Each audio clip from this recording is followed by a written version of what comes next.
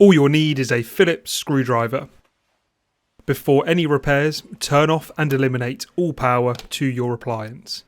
Remove the oven from the kitchen unit or recess and remove any trays and racks from the bottom oven.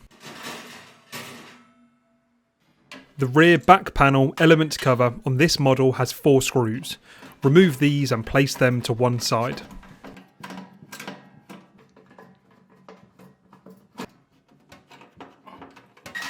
The rear panel element cover can then be removed from the oven.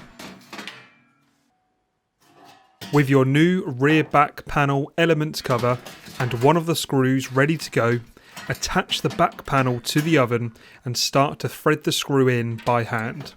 Then with your screwdriver, tighten it all of the way. You can then re-screw the remaining screws back in.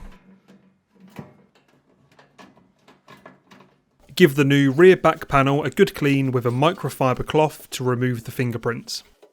Reinsert any racks and trays, and that's it, your new rear back panel element cover is all set to go.